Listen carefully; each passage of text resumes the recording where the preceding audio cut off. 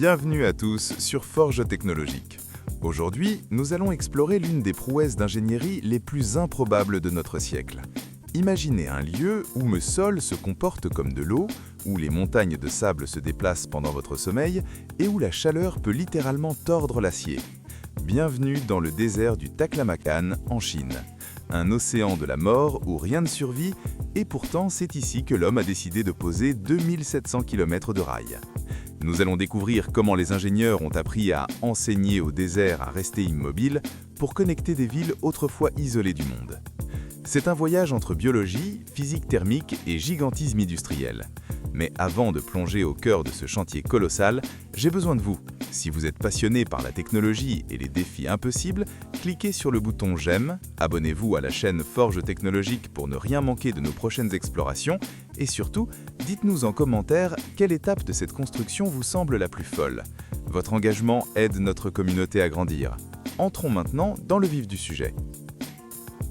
L'ingénierie dans le désert du Taklamakan ne commence pas par la pose de rails, mais par une guerre d'usure contre l'entropie. Imaginez un océan de quartz où chaque grain est un soldat du chaos, poussé par des vents qui ne connaissent aucune trêve. Ici, la notion même de sol est une illusion d'optique. Pour bâtir le chemin de fer circulaire qui ceinture ce vide absolu, les ingénieurs chinois ont dû réinventer la physique des sols. Le défi majeur réside dans la nature même du sable, un matériau granulaire, sans cohésion, qui sous l'effet des vibrations d'un train de plusieurs milliers de tonnes, se comporte exactement comme un liquide. C'est le phénomène de liquéfaction, l'ennemi invisible de toute structure rigide. La première phase de ce balai industriel est une prouesse de biogéochimie. Avant d'amener les machines de forage, il a fallu fixer l'horizon. Sur des segments s'étendant à perte de vue, des armées d'ouvriers et de drones ont déployé un maillage de paille et de polymères biodégradables, créant des damis géants sur les dunes. Ce réseau n'est pas qu'une barrière physique, c'est un piège à vent. En brisant la couche limite de l'air au niveau du sol, ces structures forcent le sable en suspension à se déposer, empêchant la formation de nouvelles vagues de dunes qui pourraient engloutir la voie en une seule tempête. Mais la véritable innovation est l'injection de vie dans ce vide. Un système d'irrigation par goutte à goutte, piloté par intelligence artificielle, puise dans des aquifères fossiles à des centaines de mètres de profondeur.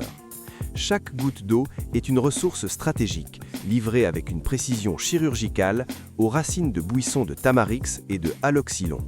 Ces plantes ne sont pas là pour l'esthétique, elles sont les ancres biologiques du projet. Leurs racines s'entrelacent avec les grains de sable, créant une matrice composite naturelle, transformant une surface fluide en une plateforme stable. Une fois la surface maîtrisée, l'industrie lourde entre en scène. La construction des fondations dans le Taklamakan est une opération de haute précision qui ressemble davantage à de l'horlogerie monumentale qu'à du génie civil classique. Pour supporter les viaducs, les ingénieurs utilisent des foreuses rotatives géantes équipées de systèmes de circulation de boue polymère. Pourquoi de la boue? Parce que dans ce sable ultra sec, n'importe quel trou s'effondrerait instantanément sous son propre poids. La boue polymère tapisse les parois du forage, créant une pression hydrostatique qui maintient le trou ouvert, tel un exosquelette temporaire. C'est ici que la technologie de compactage par infiltration entre en jeu. Pour garantir que les piliers ne s'enfoncent pas au fil des décennies, le sable environnant est saturé d'une solution saline spécifique qui modifie la tension surfacielle entre les grains. On ne se contente pas de poser du béton, on modifie la structure atomique de l'environnement immédiat. Les piliers eux-mêmes sont des chefs-d'œuvre de composition. Le béton utilisé est un mélange à haute performance, enrichi de fumée de silice pour réduire la porosité et résister à l'érosion éolienne, ce sablage naturel qui peut découper l'acier en quelques années. Chaque pilier est enfoncé à une profondeur allant jusqu'à 80 mètres, cherchant non pas le roc, qui est inexistant, mais des couches de sable compressées par le poids des millénaires, où la densité est telle que le matériau se comporte enfin comme une fondation solide. La logistique de ce bloc industriel est un tour de force en soi. Dans un environnement où la température du métal peut grimper jusqu'à 80 degrés Celsius sous l'exposition directe du soleil, l'expansion thermique devient un paramètre critique dès la phase de coulage. Le béton est refroidi avec de la glace pilée pour éviter une prise trop rapide qui créerait des micro-fissures structurelles. Chaque segment de viaduc est préfabriqué dans des usines mobiles géantes qui se déplacent le long de la ligne, minimisant le transport et garantissant un contrôle qualité digne de l'industrie aéronautique. Ce n'est pas seulement une voie ferrée, c'est un pont continu, une colonne vertébrale de béton armé qui survole le chaos. En observant ces machines massives poser des traverses avec une tolérance de moins de 2 mm dans un désert hurlant, on comprend que l'industrie a ici atteint un sommet. On ne lutte plus contre la nature avec la force brute, on utilise la science des matériaux pour naviguer à travers ces extrêmes. Chaque pilar, chaque joint de dilatation, chaque capteur de mouvement intégré dans la structure fait partie d'un système nerveux central conçu pour durer un siècle dans l'endroit le plus hostile de la Terre. C'est l'apogée de la fabrication industrielle, la création de la permanence au cœur de l'éphémère. Pénétrer dans le cœur technique du Taklamakan, c'est accepter de changer d'échelle. Dans ce désert, tout est démesuré, et chaque détail est une question de vie ou de mort pour l'infrastructure. Pour comprendre l'ampleur de ce projet, il faut visualiser la forêt de piliers non pas comme un simple support, mais comme un instrument de précision. Pourquoi avoir érigé plus de 11 000 piliers de béton? La réponse réside dans une métaphore industrielle puissante, la fluidité. En ingénierie classique, on cherche à bloquer l'ennemi. Ici, on le laisse passer. En surélevant la voie, les ingénieurs ont créé une structure perméable. Imaginez un peigne géant planté dans le sable. Les dents, les piliers, laissent passer les grains portés par le vent, empêchant ainsi l'accumulation qui enterrerait une voie traditionnelle en quelques heures. C'est le principe de la gestion du flux. Au lieu de résister à la force brute de la nature, l'industrie s'adapte à sa dynamique. L'une des curiosités les plus fascinantes de ce chantier est la gestion de la résonance. Le vent dans le Taklamakan ne souffle pas simplement, il hurle de manière constante, créant des fréquences vibratoires qui peuvent être fatales. Si la fréquence du vent correspond à la fréquence naturelle de vibration du viaduc, la structure pourrait entrer en résonance et s'effondrer, comme un verre de cristal qui éclate sous une note précise. Pour contrer cela, chaque travée, chaque segment de béton de 32 mètres a été conçu avec une géométrie spécifique pour briser les ondes de choc aérodynamique. Les piliers ne sont pas seulement des supports verticaux, ils intègrent des amortisseurs visqueux et des dispositifs de dissipation d'énergie capables d'absorber les micro-mouvements générés par des tempêtes de sable dépassant les 100 km/h. C'est la technologie héritée de l'ingénierie parasismique appliquée ici à un océan de sable. Parlons de la mémoire de l'acier.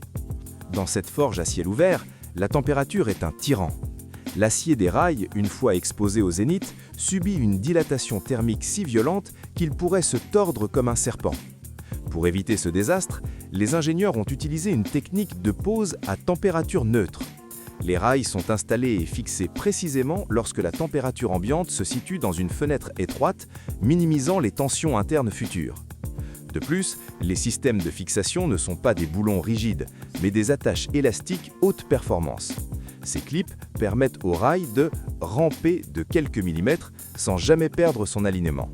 C'est une métaphore de la résilience industrielle. La rigidité casse, la souplesse perdure. Chaque kilomètre de rail est une prouesse de métallurgie, utilisant des alliages au carbone et au manganèse, capables de supporter 30 ans de cycle thermique extrême sans signe de fatigue structurelle. Une autre curiosité technique réside dans l'entretien robotisé.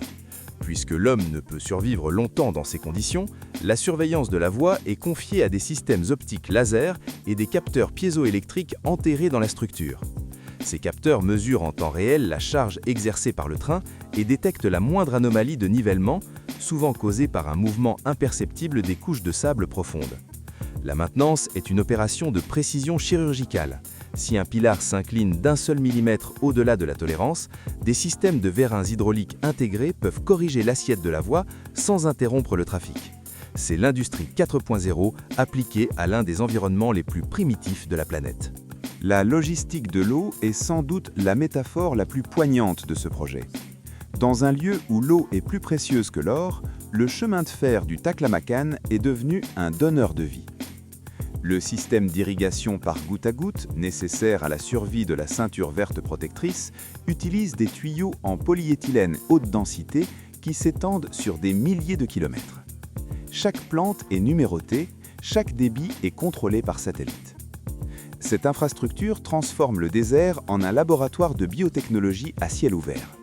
On n'y fabrique pas seulement du transport, on y fabrique de l'écosystème. La poussière n'est plus un déchet, elle devient un composant stabilisé par la biologie. Enfin, considérez l'échelle de temps. Construire dans le Taklamakan, c'est défier l'érosion. Le sablage naturel, l'effet abrasif des grains de sable projetés par le vent, est capable de décaper la peinture d'une voiture en quelques minutes. Pour protéger le béton et l'acier, les ingénieurs ont appliqué des revêtements nanotechnologiques hydrophobes et résistants à l'abrasion. Ces surfaces réduisent la friction de l'air et empêchent le sable de s'accrocher à la structure. Chaque élément de ce chemin de fer est un exemple de production de masse optimisée pour la survie extrême. C'est la victoire de l'ingénierie de précision sur l'entropie du désert. Le train ne fait pas que passer, il survole une mer déchaînée sur un navier de béton immuable. Le voyage au bout du Taklamakan nous ramène à une vérité fondamentale de l'industrie moderne. Aucune barrière géographique n'est absolue face à la persévérance de l'ingénierie systémique. Ce que nous avons observé à travers ces 2700 km de rails, ce n'est pas seulement une victoire de l'homme sur la nature, mais une symphonie de coexistence technologique. Cette voie ferrée circulaire ne se contente pas de transporter des minerais, des marchandises ou des passagers. Elle transporte une nouvelle vision de la civilisation.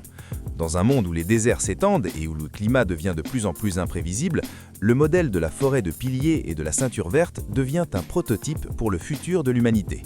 L'importance de ce processus industriel dépasse les frontières de la Chine.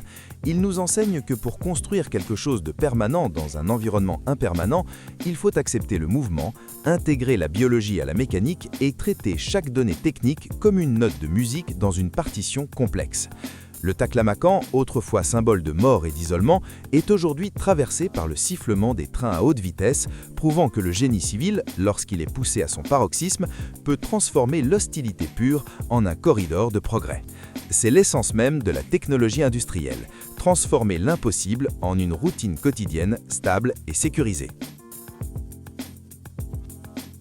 Nous espérons que cette immersion dans les entrailles de l'ingénierie extrême vous a permis de voir le monde sous un nouvel angle. Avant de nous quitter, votre avis est essentiel pour nous. Si ce contenu a enrichi vos connaissances, n'oubliez pas de cliquer sur le « J'aime ». Cela soutient énormément notre travail de recherche. Abonnez-vous à la chaîne Forge Technologique pour ne manquer aucun de nos prochains documentaires industriels. Et pour finir, laissez-nous un commentaire. D'après vous, quelle est la plus grande prouesse de ce projet ? Est-ce la forêt de béton, la stabilisation par les plantes ou la gestion thermique des rails? Nous lisons toutes vos réponses avec attention. La vidéo d'aujourd'hui se termine ici. Merci de nous avoir accompagnés jusqu'au bout de cette exploration technique. Très bientôt, un nouveau contenu arrivera ici, chez Forge Technologique, révélant davantage de processus complexes, d'ingénierie de pointe et de secrets cachés du monde industriel. À la prochaine vidéo, que Dieu vous bénisse.